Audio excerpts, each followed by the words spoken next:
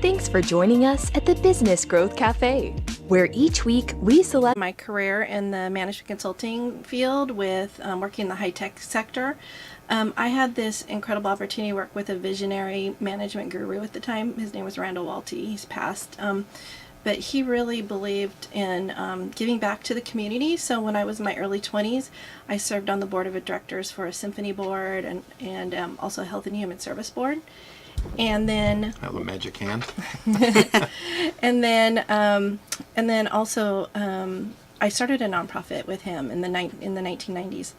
And so what that really gave me, I believe it's my passion and purpose for the work I do now at the Wooden Floor, because I'm able to bring arts, education, human service to help low-income youth move forward. So the Wooden Floor is a creative youth development organization. It annually provides today 475 young people with a rigorous dance education program that we combine with academics, college and career readiness, and social services.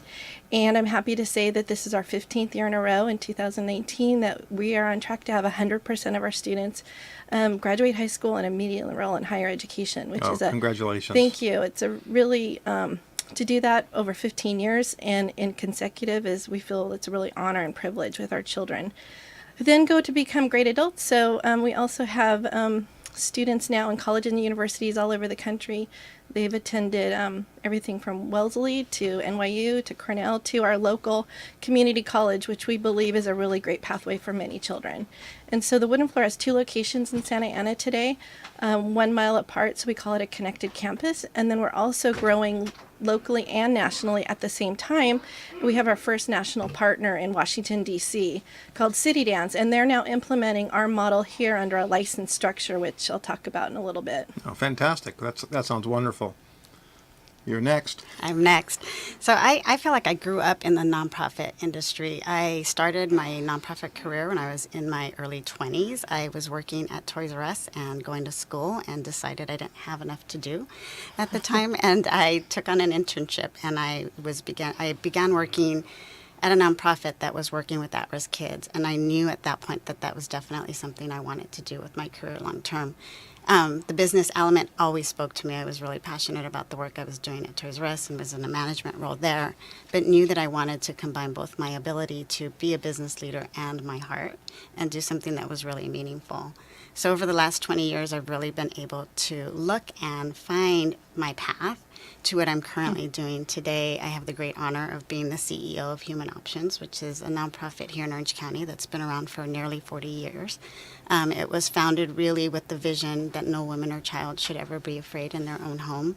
And we continue that vision moving forward. And what we've really looked at as an organization is really igniting social change in this county and getting this county in particular to really recognize relationship violence as an issue that impacts everybody and making sure that we're educating and advocating for those affected by it, both victims and survivors, and empowering those survivors to make a change and to be able to heal on their path. So it's a great honor to be here. Thank you for inviting me. Oh, absolutely. I think this is a great topic for discussion. As I think I mentioned prior to coming in, we've obviously been promoting this event, and we have gotten a lot of likes and views and repurposes on LinkedIn. So this is obviously, a lot of folks are waiting to hear this conversation.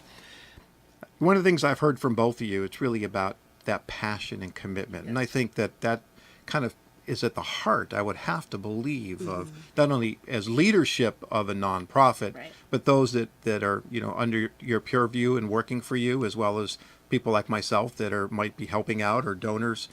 And do people come to you with, that passion and that fire like you have, or they come with curiosity and then they evolve into really wanting to be part of this? Who wants to take this one? You want to take this one, Maricela? That's a great question. At Human Options, we have the benefit of really having people come to us with passion and a connection to what we're doing. And it's interesting because that connection continues to grow and grow. And yes, there's a little bit of curiosity, I think, in the beginning, but that curiosity really stems from like a heart connection and really valuing individuals and knowing that they want to make a difference. And so we're fortunate at the organization where everybody from our finance person to our direct service person has a connection to the mission and really knows that this is somewhere they want to be and this is somewhere they want to create change. Okay. Dawn, you want to add to that? I would just add also the way that we also today, I agree everything with Maricela said, but also the way we do today, especially with our growth right now, is that we wanted also to make sure that we had our culture transcend, and so we've actually identified a profile of those employee potentials that come through the wooden floor. We look at mission-driven, business-minded people. We look for people that have a passion for making a change in young people's lives, like Maricela said. That is really where it starts. Mission and passion. If you don't have that energy, it's not a good fit for the organization. We know that we're driving social change. We're making a difference in young people's lives, and we need people that are all in it to win it. So that's really our philosophy. So if you're not, there's lots of organizations to find your passion and purpose in. And, not all nonprofits are for everybody. Not every mission is for everybody. But let's help you. If it's not a good fit, let's help you find that right fit for yourself. That's great advice. That really is. Because in dealing with anything, and, even dealing with a client, for example, Right. if it's not the right fit, Right. it gets beyond just a paycheck, if you will, right? It has to have a relationship. You want to have that passion of doing well for someone, and so that becomes very crucial. Right. And as a business, too, to add to that, is just we then also operate in a way to take care of people, make sure that great benefits. A lot of nonprofits are kind of known for, maybe being a little slight on those kind of things. Our board of directors, especially in the recession, didn't make any cuts to salaries because they know we're the critical link to those we serve, our children and our families. And so if we start to struggle, we do it at a very high stewardship level. We don't have debt or anything like that, but we just do it in a way to take care of our people too. Okay. So I ask this question of all my guests and usually start off with it. So this is about a business strategies. We're talking about the business of nonprofit. So ultimately, it's about growth and surviving and thriving. Mm-hmm. So what keeps you up at night when you're thinking about that aspect of, I'll go back to you with the wooden floor. So I'm very fortunate to work at the wooden floor. I say that all the time. The way we're run from a structural level, we have something called forward funding that we fundraise, funds 8 months in advance of a new fiscal year start. And so we fundraise on a calendar for a fiscal year that runs September 1 to August 31. And I say that because most nonprofits just struggle, just that financial known. And for the organization, if we continue to raise funds at or above the same level, we're going to be okay because we always have a reserve in our funds. But so when you kind of take away fundraising, saying that's the typical answer we were talking about, Maricela and I talked, it really gets down to, I interviewed CEOs, and the number one thing that they were concerned with growing, and that's really where I am today, it's how do you maintain culture over the organization at both locations or across the nation with your partners. How do you maintain that? And for us, we've identified that our culture quality is our culture aspect is all about high quality and making sure that we're learning as an organization and making sure that I'm continuing communicating that, the big vision of the why we're doing what we're doing. And so making sure everybody's on board with that. They're transcending the other locations.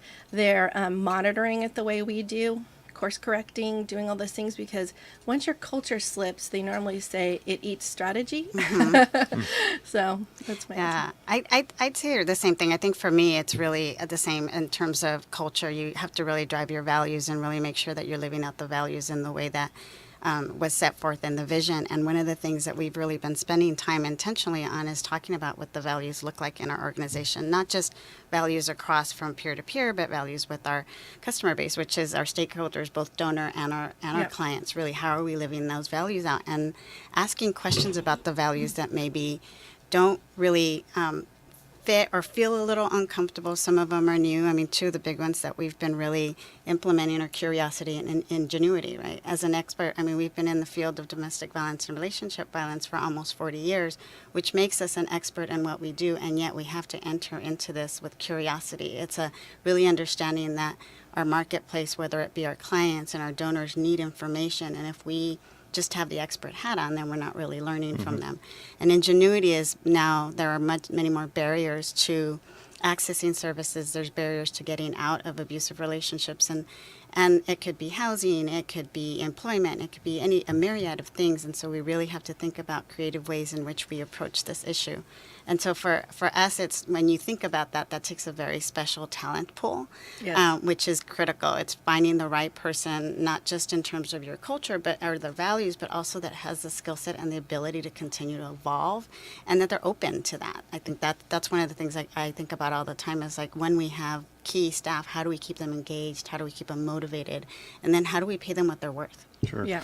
Well, employees, I mean, that's a challenge all over the place now, especially with low unemployment rate. Yes, we have the same issue. In keeping people engaged, and statistics will show that, like, I think it's 85% of the American workforce is either unhappy or disengaged. Right. So finding that balance and finding that passion, that word we used earlier, Right. within those people that Right. really want to come every day and be committed to driving forward. I was just going to add really quick is Sure. that also when I was on the critical mass program with Rick Frenzy, he asked at the end of it, what was my guiding principle?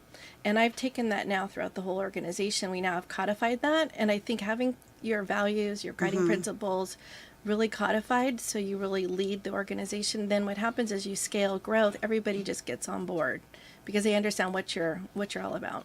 Well, that's, again, not unlike any business, right? And providing leadership and making sure that you've got buy-in not only from the top, Yes. if you two are the CEOs and the leaders, but making sure that the rank and file, if you will, for lack of a better term, are on board, understand what you're doing, and are committed to it, Yes. versus, you know, they walk down the hallway and they read something, they don't understand it, right? So you're really getting that buy-in, and that, I think, creates that passion and commitment.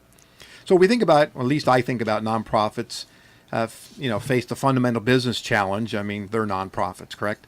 And most, I believe this number might be a little off, but 1.5 million nonprofits in the U.S. don't support themselves through competing like a regular business. It's about, raising funds, getting donations. So the problem then with a typical nonprofit business model becomes, and I use the phrase, becomes dependent. I think we're going to debate that a little bit.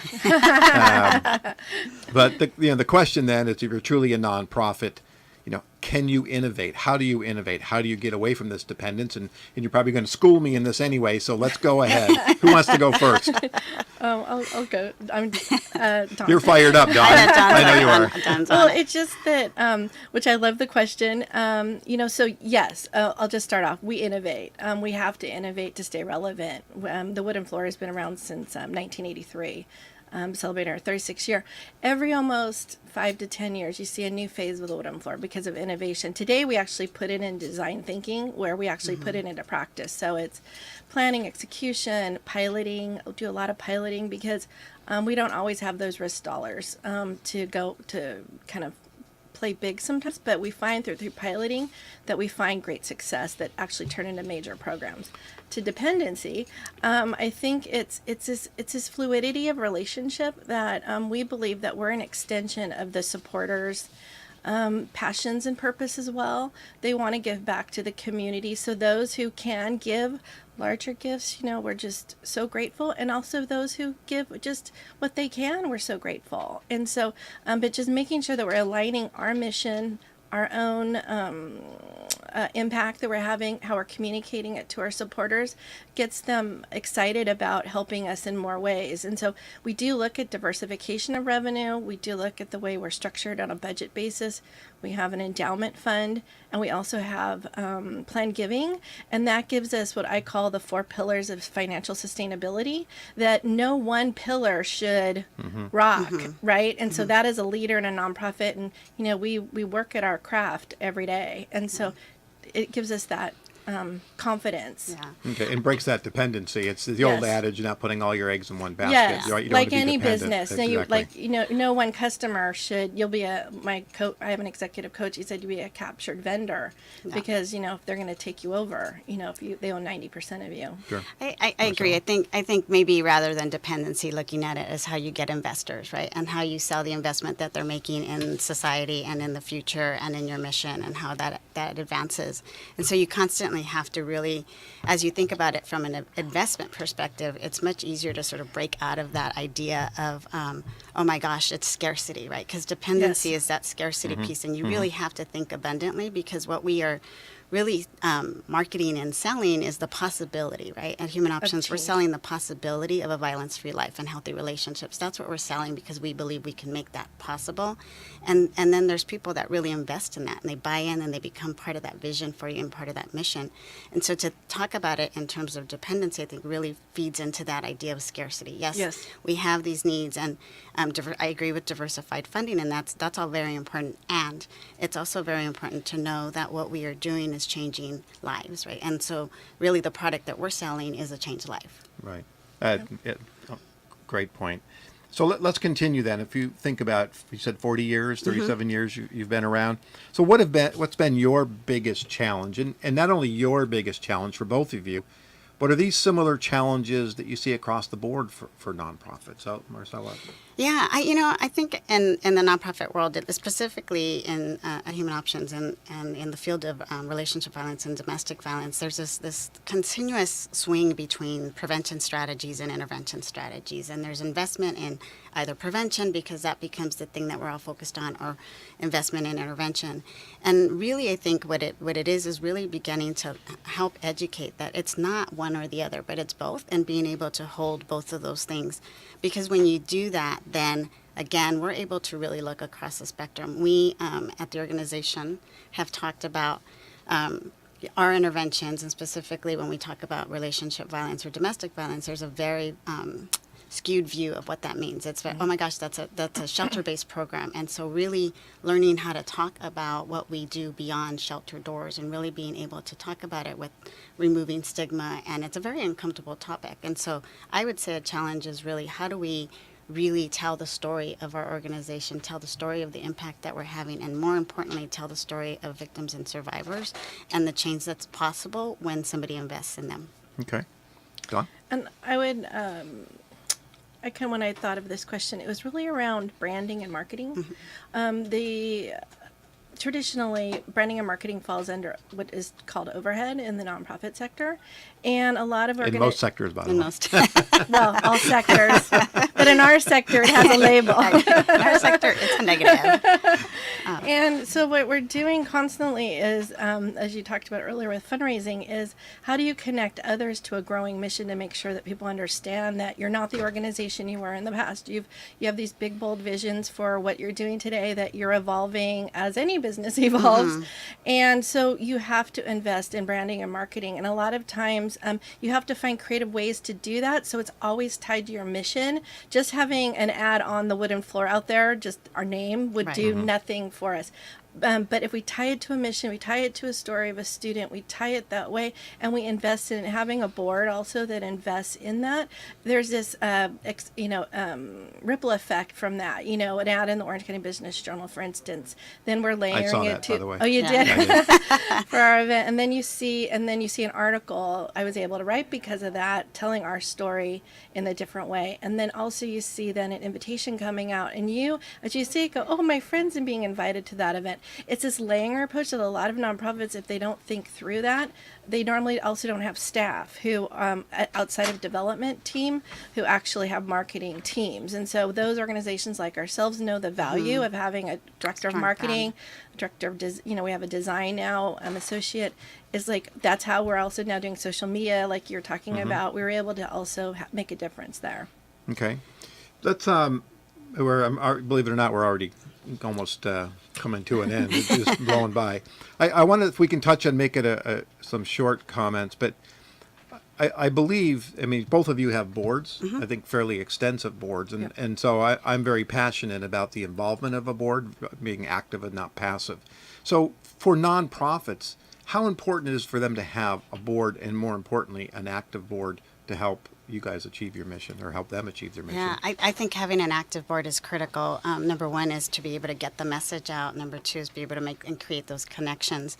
And really being intentional about who is on your board, because you need a diverse group of people, individuals, not just diversity in the traditional sense, but diversity in terms of thought and leadership. And so you need people who have an entrepreneurial spirit, and those that have a very strategic way of thinking about things to create some synergy and then create those connections in the community community. So they are the ambassadors. They are the ones that are telling the story, and they are, I think, in a lot of ways, the most important brand representation that we have. Okay, Yes. Don? I would just add that I look at them as partners in our work. So they're my thought partners and our organization's thought partners.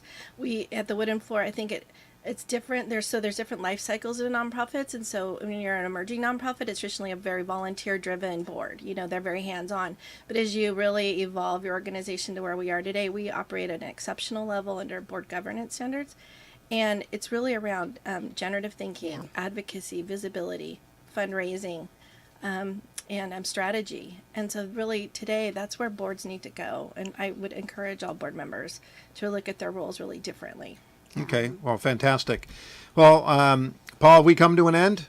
We have. We have. Okay, so Don, I'll go back to you. Why don't you tell the folks how they can reach you and if they have interested in learning about the Wooden Floor or about you or advice in general. Great. My LinkedIn is Dawn S. Reese, and my Twitter account is Dawn S. Reese. You can reach me there through messaging and direct messaging. Also, our website is thewoodenfloor.org, and I might be really, happy to talk to anyone about how I can help them also fulfill their passion and purpose and connect to an organization, if not ours somewhere else. Okay, Maricela? Yeah, our website is www.humanoptions.org, and my email address is mrios@humanoptions.org, and also available via LinkedIn. Great, thank you. Well, thank you both for joining me at the cafe today. You can find out more about me and read my blogs or view these shows at theponzigroup.com or connect with me on LinkedIn. You can also subscribe to the show at thebusinessgrowthcafe.com. You can find us on iTunes, Google Play, Spotify, Stitcher, SoundCloud, and Spreaker. And I've been saying we're coming to iHeartRadio soon, but we are there, ladies and gentlemen. Yay. Join me next week for lunch at the Business Growth Cafe. Thank you for listening to today's discussion at the Business Growth Cafe with your host, Angelo Ponzi. Take a moment to subscribe to this podcast and visit our website at www.businessgrowthcafe.com. Read Angelo Ponzi's blogs at www.theponzigroup.com.